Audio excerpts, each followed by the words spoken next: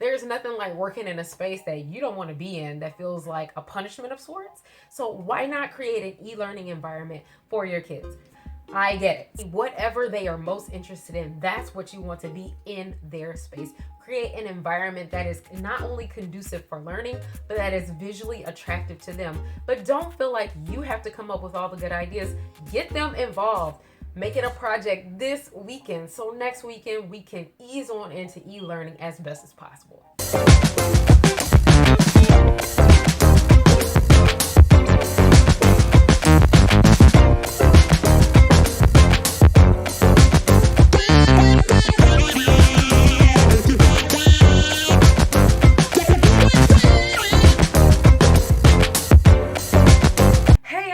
And welcome back to our channel. Thank you so much for joining us today. We are deviating slightly from our normal plans, considering everything that's going on. So let's dive right into it. But before we keep going, don't forget to like and subscribe to the channel so you can get all that juicy, good information for you as an artist in business. So today we want to help all the parents out there who may be struggling with their kids being home for 8 hours in the day now. We know a lot of people, no one planned for this.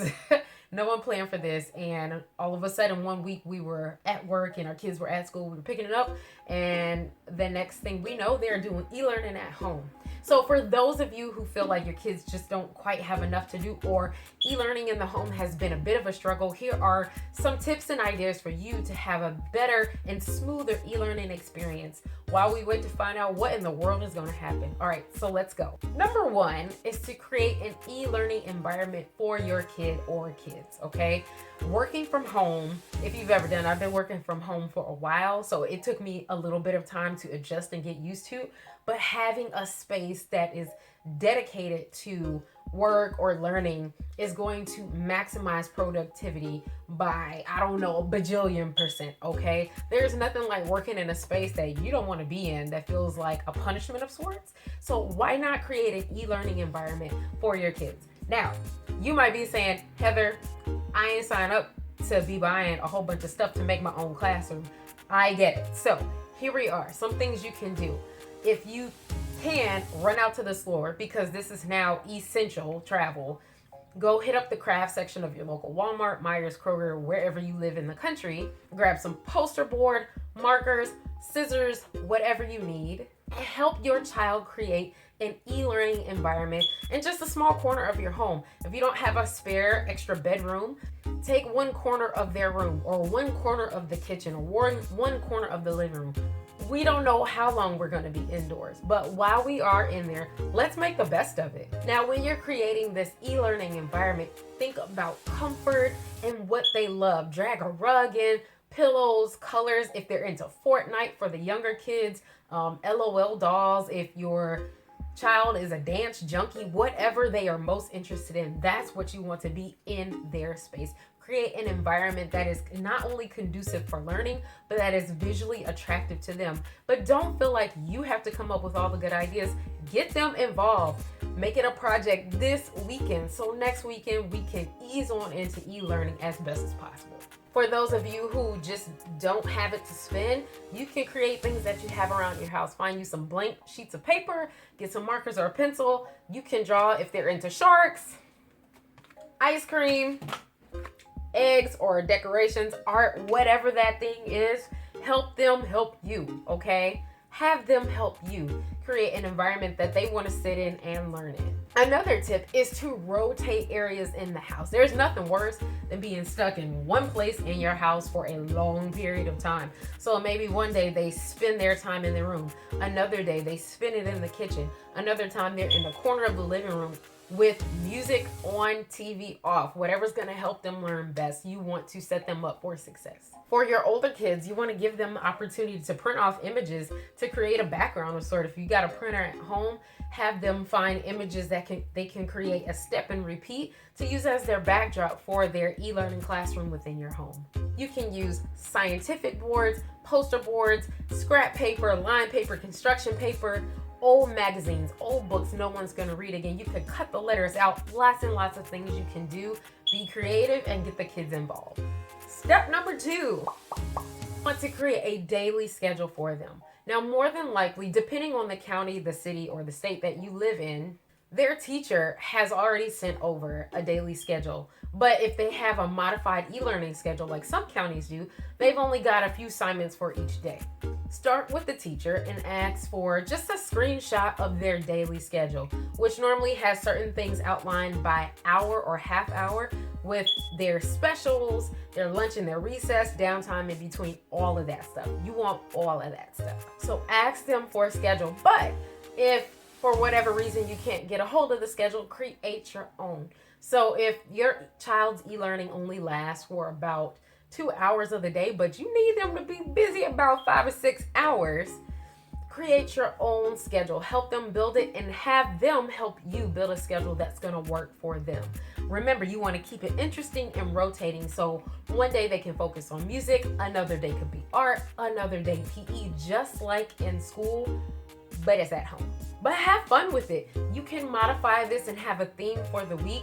If they are preschool or kindergartners, maybe they're learning about outer space or the 5 senses, earth and landforms, whatever that thing is. Or if you want to turn it into like a rainbow land for the week, you can center all of their work around that. Be creative, okay? Now, if you're looking for just a little more for them to do during their specials time, you can tap into their points of interest and expand on that thought. If your child is huge into soccer, maybe they don't just do regular PE activities, but go into some professional drills that you see some soccer athletes who are pros do. Challenge the kids. Don't have them go overboard, but see what they can do. For those of our artsy kids out there who are into culinary arts or home ec or sewing, have them look up some basic hand-sewn YouTube videos. They can also help you meal prep for the week, so that helps you too. And maybe they can throw on lunch and help start dinner. If they're a little bit younger, teach them what meal prepping is. You guys can work together, and eventually by the end of the week, they may be able to help you out more than you think. Now, for those who are struggling with active time, depending on where you live, the weather may not be the best for you and your child to go outside, but if it is nice right now, grab a ball, get something, and head outside. Whatever that is, you guys can play in the yard. If you don't have a yard, find empty spaces in your apartment complex. If you can't do that, head over quickly to the nearest park, as long as it's permissible. Don't touch the equipment. But also, you want to try some things indoors. So maybe that's a Zumba video, a Tabata video, a HIIT workout. Just make sure it is fun. You can do line dancing. The possibilities are endless. As you move on to music, you can find popular songs that they're interested in and take it a step further. Have them download practice songs. There's plenty of music out there for recorders for those who are still in elementary school. Apps that you can download onto your phone or your tablet. You want to challenge your music lovers to take it a step further. So maybe a part of their assignment this week or next week is to compose a song of their own, or to take apart a song that they love and rework it, that it works for them and their voice, and have them perform it at the end of the week. Or they could recreate a music video and create TikToks out of it. Just make it fun.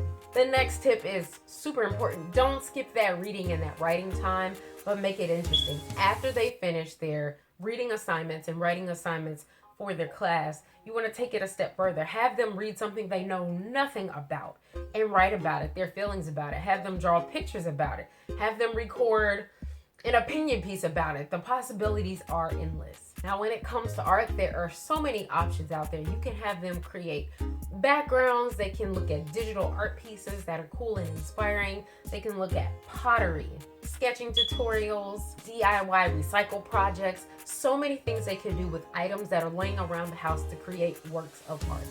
Or if they want to look at their favorite work of art and see if they can recreate it and put it into their own words. They can try and copy it and make their own interpretation of that piece of art. Also, don't forget the brain breaks. The kids need to get up for about 10 to 15 minutes sporadically throughout the day just to let it out. They are in the house. It is so important. Now, if you're thinking, that sounds a lot easier said than done, Heather, I get it. So one thing you could do is call up a classroom friend, a best friend, and see if they are on a certain schedule as well. You can have the kids talk or chat online as they complete work together.